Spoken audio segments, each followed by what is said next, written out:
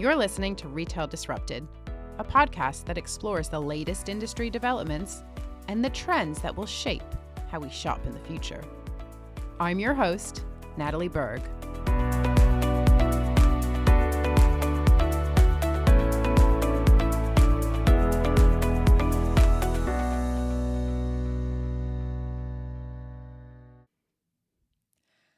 Hello and welcome back to Retail Disrupted. We're going to be doing something a little different on today's episode. Now, for the past 6 months, I've been almost entirely focused on bringing you interviews with retail CEOs and other leaders in the industry. I have loved this, and I have learned so much from my guests. That's not going to change. We're going to keep doing that, and I actually have some awesome guests lined up for the second half of the year.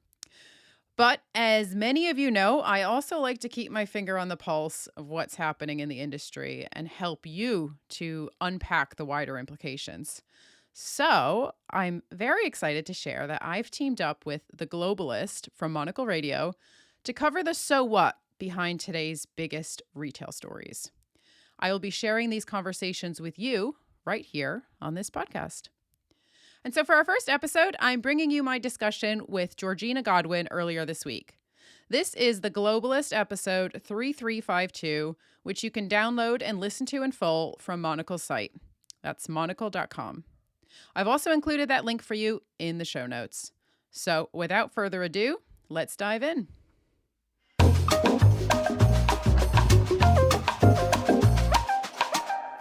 It's time now to talk retail with Natalie Berg, who's a retail analyst, an author and a strategist, and joins me now. Natalie, very excited about this first story. It's Ikea and their virtual store, which people can get paid to work in. Tell us more. Yeah, it's a really interesting story. So Ikea is launching a virtual store on the gaming platform Roblox. Now, that in itself is pretty innovative, and it follows similar moves by retailers like Walmart, Gucci, Nike, H&M. There's a whole host of retailers that have been experimenting with Roblox in varying forms.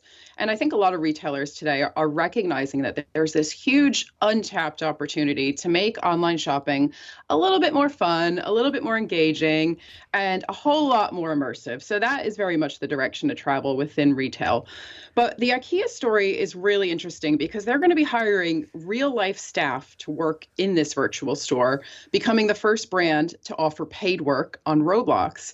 So how this will work is they're looking to hire 10 people across the UK and Ireland. It does feel a little bit like Willy Wonka and winning a golden ticket because there's only 10 roles. If you don't get hired, you can still work there for free. So really interesting what they're doing here.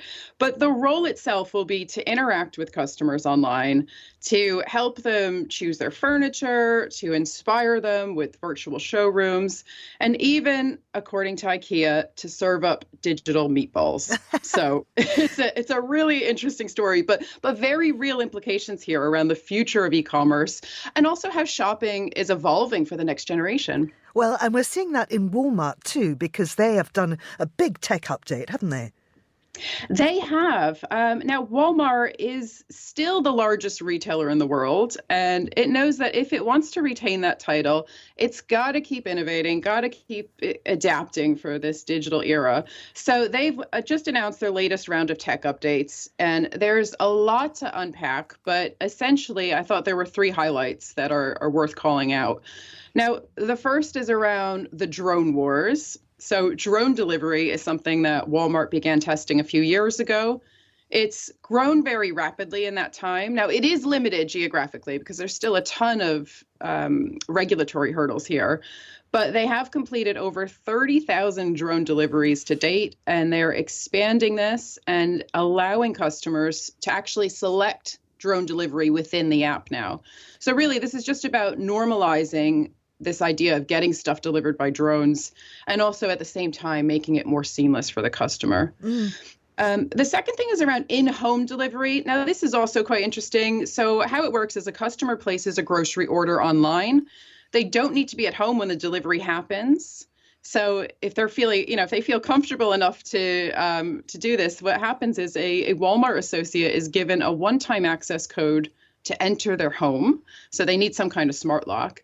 They then will put your groceries away. They'll put them in your fridge or on your counter or wherever you ask. And it's all very seamless and convenient. Now, some people might find it a little creepy rather than convenient, but that's And just personal preference. how do they know where the cereal lives, for instance? Well, I guess you have to just leave a few Post-its. But the point was that they are expanding this to an additional 10 million households across the US. So really interesting to see all this innovation around delivery and the final mile. And then just very briefly, the final update was the beta launch of a generative AI-powered shopping assistant. And I know that's a little bit of a mouthful, but I think we need to get used to hearing more about these AI assistants because this is the future. And more retailers are going to be launching these types of initiatives to help drive efficiencies, but also to improve the customer experience. So what would an AI-powered shopping assistant actually do?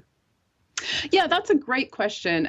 So as I always think this is a good example. If you're going to a kid's birthday party and you need to buy a gift, instead of what we do now is we would go online and just search for a specific product or a specific category like toys or games or books or whatever it is that you're looking for. But instead, you can just ask your AI assistant, well, what's the ideal present for a 5-year-old or a 9-year-old? And then what it'll do is it'll surface a number of recommendations, and then you get to fine tune those recommendations. But it's very interactive. It's very conversational. And Walmart actually has said that we're moving from scroll searching to goal searching. So it's this idea that you can browse based on specific use cases. And I think we're just going to see a lot more of this in the future. Yeah, and that, of course, stops a ton of returns. Let's talk more about returns because there's a big kind of backlash against having to pay for them. One firm in particular has just started charging and people are not happy. That's right. But I think that the days of free returns are coming to an end. So Pretty Little Thing has become the latest fashion brand to start charging for returns. UK shoppers will now have to pay a £1.99 fee, which is deducted from their refund. As you say, shoppers are not happy with this change. They're saying that if sizing was more consistent, well, then they wouldn't have to order an item in 3 sizes and then return 2, which, I mean, let's face it, that's how we all shop these days. That's how we've been trained to shop, I should say. And I do think that retailers have created a monster with free delivery and free returns. And now they're desperately trying to find a way to put that genie back in the bottle. So really interesting to see. It's not an easy move. I suppose Zara was actually the first retailer to kind of kickstart this trend a few years ago. But more and more high street retailers are recognizing the need to stamp out this buy to try mentality. It's not good for their bottom line, and it's also not good for the planet.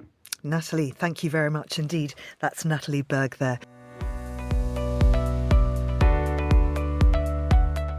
Thank you for listening to Retail Disrupted.